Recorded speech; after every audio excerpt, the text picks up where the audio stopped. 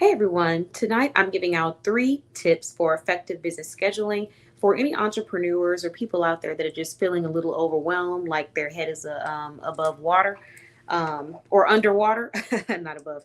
But I'm going to be giving out these tips for anyone to take and, use it as you see fit, practice discernment. But these are just the things that have helped me. A little bit of background information on me. So, my name is Katan. I'm the founder of BossBabeBlog.com.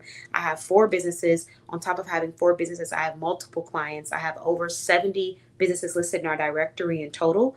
I own a small business shopping directory. I also take care of branding projects for about maybe 20 to 30% of my clients that come to the directory as well. So, on top of me owning the directory, I'm also fulfilling contracts such as website design, graphic design, printing, ebooks, business cards, business coaching, business consulting, and social media management. So it's like my 4 businesses, my 2 main businesses right now.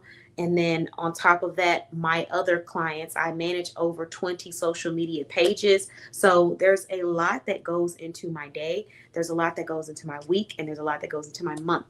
An average month for me can look like anywhere from 80 to over 100 bookings on average. That's just a regular, but it could be more than that. So, with that being said, I'm saying all this to say that platforms that I'm on, I have so many notifications. I have so much responsibility and things that have to be taken care of with this role. And just to put a little bit even further into perspective, here at BossBabeBlog.com, we own a small business shopping directory where we focus on providing verified and credible businesses to showcase to our shoppers.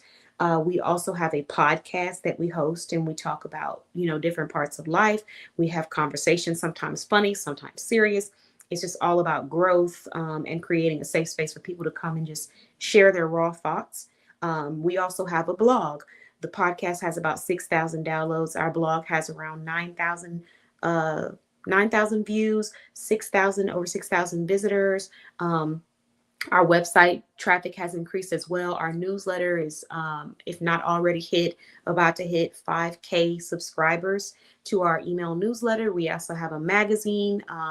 So we send that out electronically, and we now are sending out printed copies for all 3 of our magazines because it's our 3rd magazine. So that's a lot of different platforms that I just share. That's not including all of our social media pages. That's not including all of our YouTube shows, the Boss Babe blog show, the Boss Babe business show, where I interview entrepreneurs. That's not including my in-person events that I host. That's not including my online events that I host. So I'm saying all of this to say that things can get extremely busy. Hello, thanks for joining. And in the process of things getting busy, I have to ask myself, how can I better optimize my schedule, my scheduling systems? How can I better optimize my time? So these are the 3 tips that I'm giving for anyone that might be struggling with business scheduling or feeling like they don't necessarily have a good balance, and they're losing track of how to keep up with all of this stuff. So the first thing is to write down your goals. You need to write down the list of things that you need to achieve, whether it be like, actual payments that you need to achieve, whether it be actual, podcasts that you need to achieve, but you need to have like a list of all the things that you're wanting to get done for your business. So, trying to see if I can show you guys some of the stuff that I have.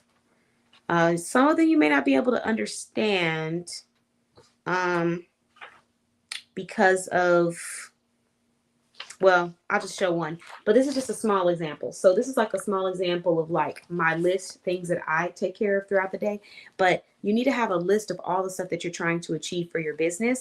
And on that list, you go through and you scratch out as you get through each one. I'm not saying you have to do this every single day, everything on the list, but like at least make a goal of once a week, you're going to focus on one task. And that helps you kind of move forward. And the cool thing about this is that if you keep all of your notebooks, you get to see, in real time, all of the stuff that you have achieved over the years or over the months. And that's a really fun part for me. I have a lot of journals, and every journal has like a story of all of the things that I've achieved and worked on in the past month, in the past year, in the past 3 to 5 years. So it kind of helps you to see your productivity. That's the first thing. The second thing is you need to get a scheduler or a calendar. You don't have to go and spend money on a scheduler if you're not at that space yet, but you do need to have a calendar and put things on your calendar. If you schedule a consultation, put it on your calendar. If you're hosting an event, put it on your calendar. If you have a meeting, put that on your calendar. But you need to be using a calendar or a scheduler. It's okay to have it written down too, but I recommend having an electronic calendar and a scheduler, and having your notebook. Now, the third thing that we have is you need to have one main point of contact, or you need to have a system put in place for communication. Because as you start to increase, and I talked about this on my Patreon, on my private Patreon, but as you start to increase with leads, sales, and clients, you're going to notice that the inquiries are going to start to really pile up. And you're going to have a lot of people asking you questions from a whole bunch of different places and platforms. And so, for that reason, you want to make sure that you have a great point of contact that everybody can go to, and you create a system that is surrounded around that point of contact. For example, for me, I have a business resource portal on my website, I have a contact us page on my website. I have a feedback form on my website, and then I also have our text support line that we are testing out just to see how it goes. So far, everyone's loving it. But these are the points of contact that I have for people that have questions about my business.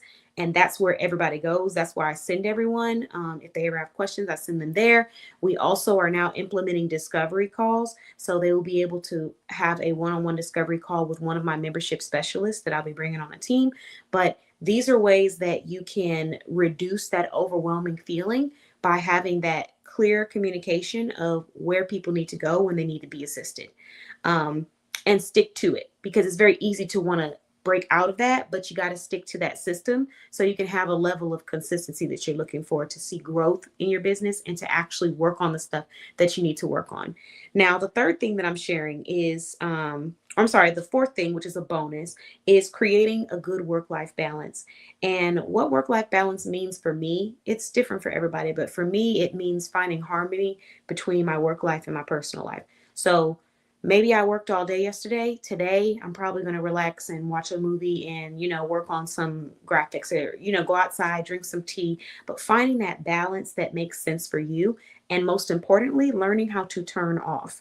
A lot of times we don't know how to do that because everyone's so used to being on technology. It's gotten ridiculous. And so learning how to turn that off so that your brain can rest properly without it still going because you're overstimulating it, or you have all this technology and phones and TV and tablet and stuff in front of it, is really going to help your productivity. So I'm telling you, these are the things that have helped me over the years as I have grown my clientele, because making your first 5,000 is awesome. Making your first 10,000, wonderful. Getting to 20,000, getting to 30,000, getting to 40,000, seeing clients go from, 10 to 20 to 70. It's a huge jump. And so I have to be able to have an organized system so that I'm able to take care of people with quality. So you create your system, stick to your system. As soon as you see that you need one, create it and stick to it. Those are my 3 tips that I'm sharing on how to have more effective business scheduling if you're feeling a little bit overwhelmed. And I'll just briefly, for anyone that's jumping on a little later, walk through it again. Number 1, write down the list of things that you need to achieve, or your goals, over the week, over the month, over the day, whatever it is. Try not to overextend yourself. Do about 1 goal per week. Yes, per week, because if you do too much, you might dilute the quality of what you're doing. Number 2, get a scheduler or a calendar. You need to have something where people are booking with you, or where you are scheduling your own bookings or your own time slots, because trying to remember everything off the top of your head with everything that's going on in this day and age, it almost feels impossible sometimes. Now, writing it down can be okay as well, but I recommend just go ahead and have 2 copies. You can write down what you're doing for the week, but you can also have an electronic scheduler or calendar. And be careful which calendar you're using and who you give the permissions to, because some apps will ask you for permission to your calendar, and you got to be making sure that you want them to have permission. The next thing is create one main point of contact where people should expect to be able to connect with you or your brand, or receive assistance from your brand. Wherever that point of contact is going to be, you're going to send everybody there every time, because what it's going to do is it's creating a system of organization for you, so that you're not worrying about missing out on inquiries and stuff because everybody knows to go to this set place, whether that be your website, your contact form, your phone number, your email, whatever that's going to be for you. Create that main place and start forwarding and sending everyone there. When they have questions, they go there, they fill out a form, they create an inquiry so it can be reviewed and you can stay organized. And as your team grows, you can also keep it organized for your team as well. And then the last thing, which was the bonus, is learning to create that work-life balance and learn to turn off and unplug from technology. It has to happen regardless of, sometimes people don't want to do it because they're worried about not being accessible enough. The reality is that the people who want to work with you and see the value in what you're doing are not worried about you being accessible every day and night unless that's a service that they purchase from you directly. And if they didn't purchase that, they probably didn't want it or they weren't looking for it or didn't need it. But I say that, and I also say that, like I said in my other video, no day is promised. Take care of yourself. Your health is first priority. Don't stress yourself out, overextend yourself simply out of wanting to be accessible for people or wanting to be liked by people. Because at the end of the day, your life and your stress levels are way more important. Take the day off, turn off the technology, get away from all of the computers, phones, tablets, create that balance. I'm not saying you have to do it all the time, but start to unplug, because a part of that feeling of feeling overwhelmed and like your head is underwater comes from all of the notifications and messages and things that are being sent out to us all at once. So if we just turn that off and silence it for a day or two, or 4 hours, or however many hours you can, you will see a difference in your productivity if you can consistently maintain that expectation. So there you have it. I hope that this video is helpful for anyone that might be struggling a little bit with, productivity and whatnot. And we will come back and give some more tips soon. I think I have one more video tonight. We'll do a wind down, or I'll be giving out business tips. But thanks for watching. I'll see you guys in about 2 minutes. Bye-bye.